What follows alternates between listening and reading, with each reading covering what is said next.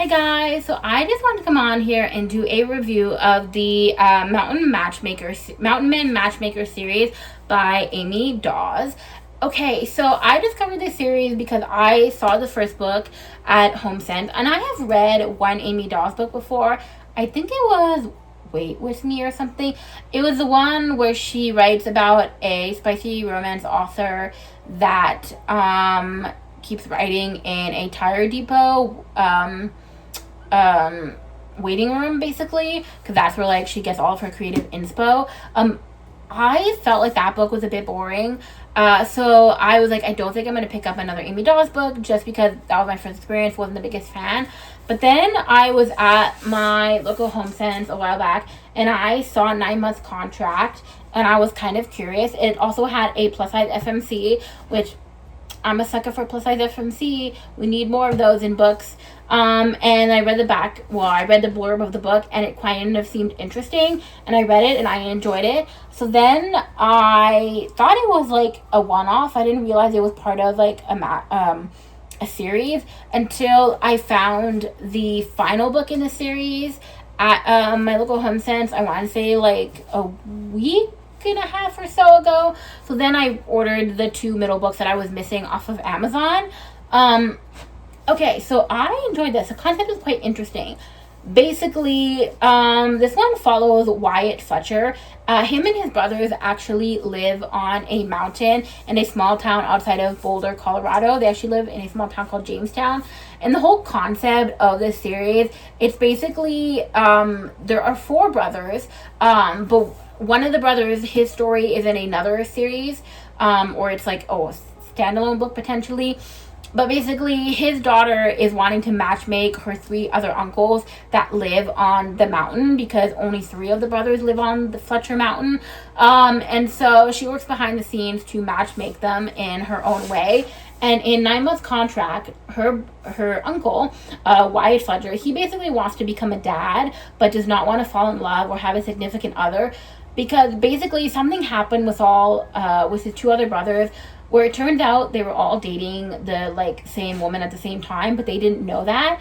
And then she comes to tell them like, hey, I'm pregnant. So then that's when they find out, and they all take a paternity test, and it turns out the baby belonged to her husband that she was still married to, because she was like in an open relationship. Really weird. It like effed up the whole brother relationship for a while, but now they're all good. But they all have this pact that they're not going to fall in love, that no other women are going to come on Fletcher Mountain, until he decides that he wants to have a baby. He goes to a surrogacy agency. They keep suggesting different surrogates. He keeps not matching with them and not sort of connecting with them in a way that he wants to with like a surrogate. And the way he thinks like, oh, like I think this will be like a good surrogate, to future parent relationship. And so then his niece helps him when she basically goes to the surrogacy agency, wants to rip them a new one for no longer wanting to work with her uncle, until she meets Trista, who was actually rejected from the surrogacy, I believe, because she's plus size.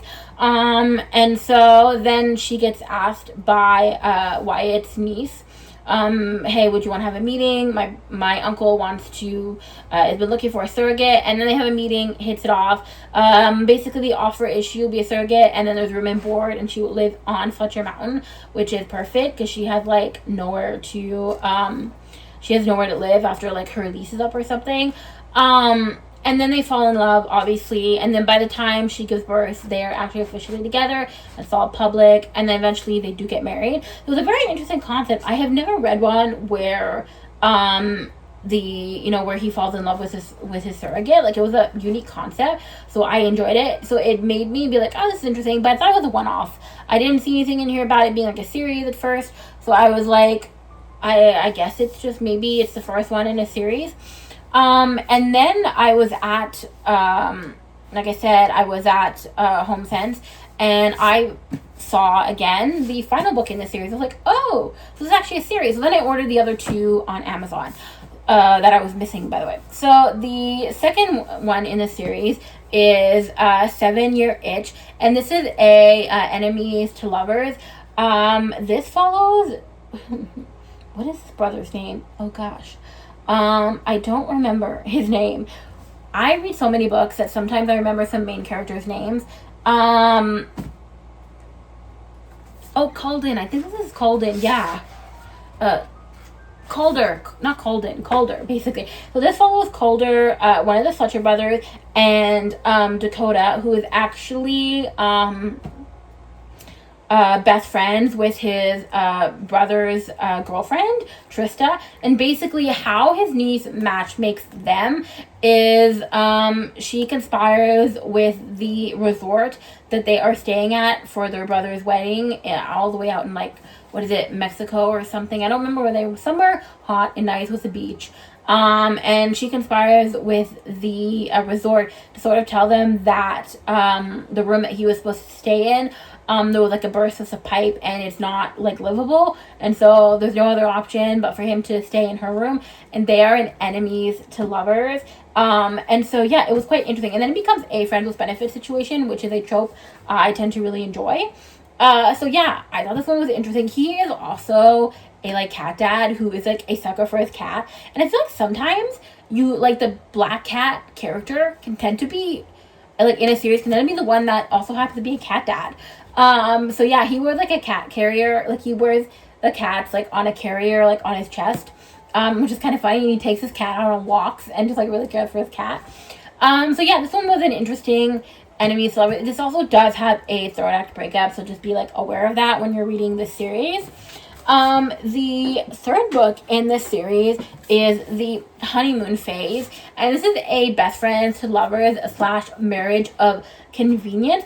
So this follows Addison Monroe, who is set to inherit her father's lumberyard, but basically her father is thinking of selling the lumberyard, but she doesn't want her father to sell, and the one condition of her inheriting the lumberyard is that she has to be married.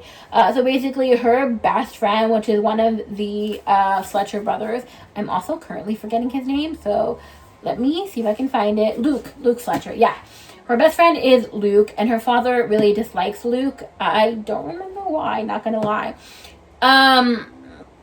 So when Luke like learns that she is looking for a husband for a year, because she's been married for a year and live with her husband for a year before she can inherit the lumberyard, he offers, because he's like, I don't want you with somebody random, like, here. And she keeps saying no because she does not want to wreck their friendship.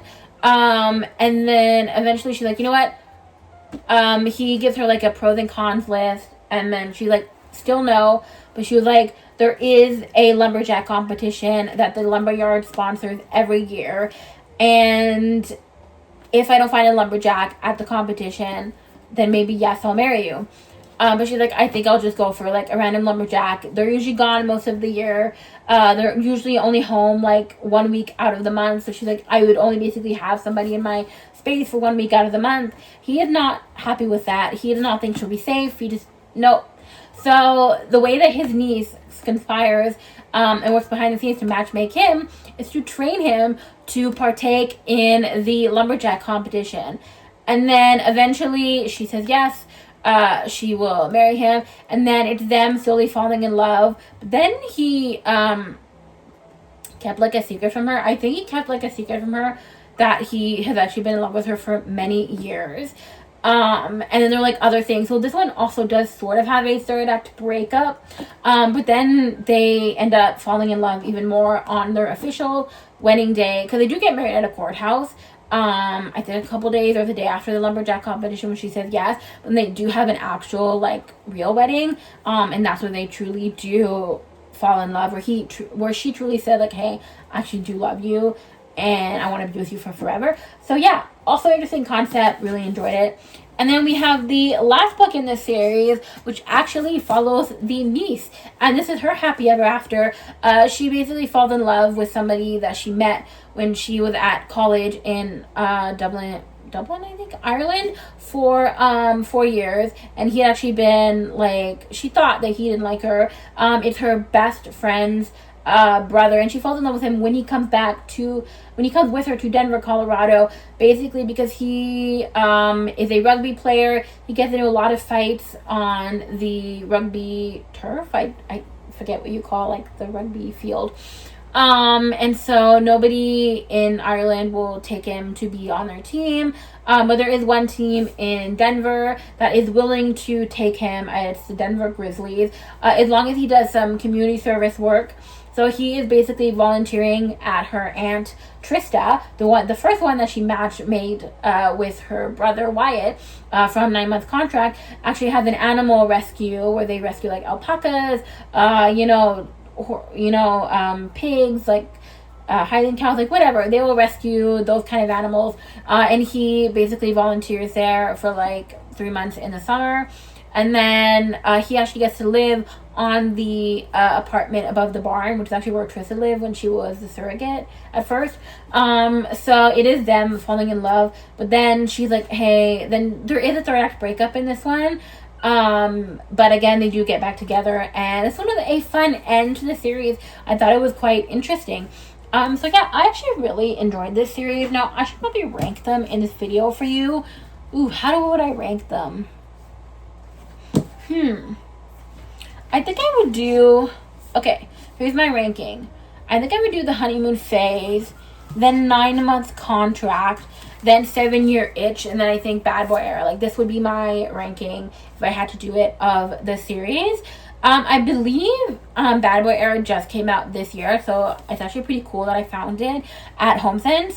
Sometimes I find like pretty recent releases, which I think is so interesting.